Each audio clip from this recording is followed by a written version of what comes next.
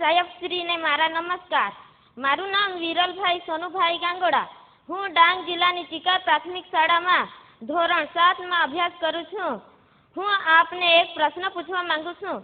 સાહેબ, તમે આટલી બધી દોડાદોડ કરો છો તો ટાઈમ મેનેજમેન્ટ કેવી રીતે કરો છો? એ વાત સાચી છે કે ગુજરાતમાં ભૂતકાળમાં બધા મુખ્યમંત્રીઓ ડાંગ જેટલી વખત ગયા હશે એના કરતાં વધારે વખત હું ગયો છું.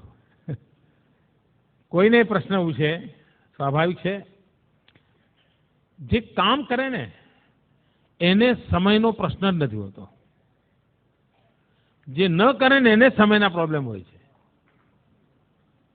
તમે જોજો, આ દુનિયાનો નિયમ છે. જે નવરો હોય ને એને તમે કહો કે અત્યારે મારે મળવું છે, આવું તો કે ના હમણાં નહીં, હું જરા પછી વાત કરીએ આપણે. નવરો જ હોય સાહેબ.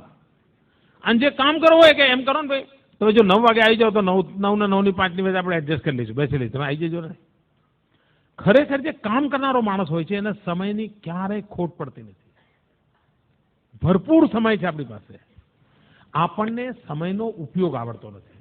વિદ્યાર્થી મિત્રોને મારી વિનંતી છે કે જો તમને શક્ય હોય તો બેન્જામિન ફ્રેન્કલિનનું જીવન વાંચજો. એ અમેરિકાના રાષ્ટ્રપતિ હતા. આમ તો જીવન ચરિત્ર વાંચવા જોઈએ, પણ એમના જીવન ચરિત્રના અંદર વિશેષતા છે.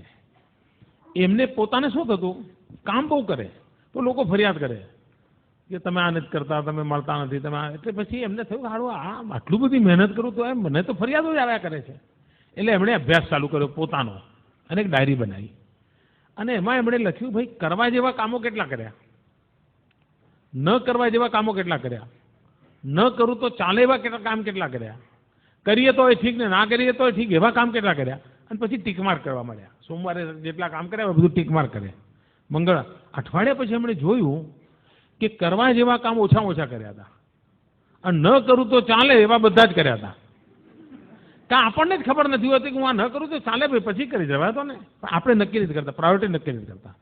અને આ જો સહેજ આપણે ટેવ પાડી દઈએ કે કરવા જેવા કામોમાં કોઈ કોમ્પ્રોમાઇઝ નહીં, તો તમે જોજો તમારા બધો સમય ઉપજાઉ થઈ જશે. એમાંથી કંઈ ને કંઈ આઉટપુટ મળ્યા કરશે. બીજું, કેટલાક લોકો એમ કહે છે ખૂબ કામ કર્યું એટલે થાક લાગ્યો. આ ખોટી વાત છે. ખૂબ કામ કરો એટલે થાક જ ના લાગે. ખૂબ કામ કરો એટલે સંતોષ થાય. તમને સાહેબે હોમવર્ક આપ્યું હોય, વધારે આપ્યું હોય, પણ જો પૂરું કરો એટલે કેવું હાશ એવું થાય છે કે નહીં? આ સત્ય છે. અને બાકી હોય તો મમ્મી હું દૂધ લેવા નહીં જાઉં, મારું લેસન બાકી છે. મમ્મી હું નાના ભાઈને નહીં રમાડું, મારું દૂધ બાકી છે. અરે મમ્મી તું રેડિયો બંધ કરને, મારું લેસન બાકી. એવું ચાલે ને ઘરમાં, કારણ કામ બાકી છે. ખરેખર કામ કર્યાનો થાક હોતો જ નથી, કામ કર્યાનો સંતોષ હોય છે. અને જીવનમાં તમે જોજો, કોઈ દિવસ કામનો થાક લાગે જ નહીં. આ ખોટું ભ્રમ છે. બહુ કામ છે, થાકી ગયો. કાં તો પછી તમે ન કરવાના બધું કરતા હો તો થાકી જતા હો. અને તેથી સમયનો ઉપયોગ કેવી રીતે કરવો, સમય બરબાદ ન થાય એના તરફ આપણું ધ્યાન હોવું જોઈએ. મને યાદ છે એકવાર હું કેકા શાસ્ત્રીજી, તમે નામ સાંભળ્યું હશે, બહુ જ મોટા આ રાજ્યના ખૂબ મોટા વિદ્વાન, એમની સાથે એકવાર હું પ્રવાસમાં ગયેલો અને લગભગ 10 દિવસનો મારો પ્રવાસ હતો. અને મને એમ કે આ વડીલની સેવા કરવાનો મને અવસર મળ્યો છે, એમની સેવા કરું. એ વખતે એમની ઉંમર લગભગ 85-90 ની આસપાસ તો હશે. એ ગુજરી ગયા ત્યારે એમની ઉંમર 102 વર્ષ હતી અને આપણે એમની શતાબ્દી ઉજવી હતી. એમણે 250 કરતાં વધારે ગ્રંથો લખેલા હતા. તો મેં એમને 10 દિવસ બરાબર ઓબ્ઝર્વ કર્યા.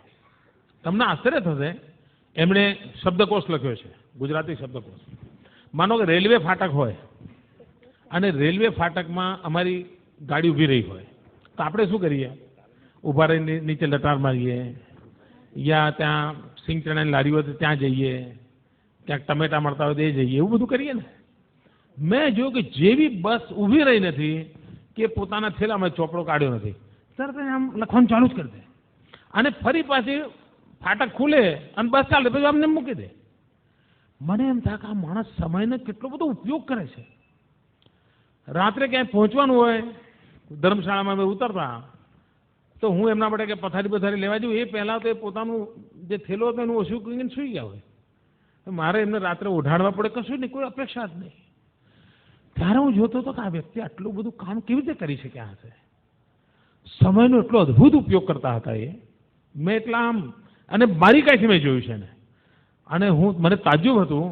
અને એમના જીવનક્રમની અંદર પૂજા પાઠ, લેખન, વાંચન, આ ચીજમાં કોઈ 1 મિનિટનો ફરક નહોતો પડતો.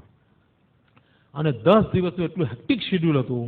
એ ઘરે રહીને જેટલા કામ પૂરા કરતા હતા એટલા જ કામ એમણે પ્રવાસમાં પણ પૂરા કર્યા. એટલે મારા મન પર એની અસર હતી. અને 85-90 વર્ષની ઉંમર. આપણા ઘરમાં આપણા દાદાજી 85-90 વર્ષના હોય તો શું કરતા હોય તમને ખબર છે ને? આ 85-90 વર્ષની ઉંમરે અને 103 વર્ષ જીવ્યા હતા. જીવનને કેટલું પરફેક્ટ એમણે રાખ્યું હશે એનો તમે અંદાજ કરી શકો છો.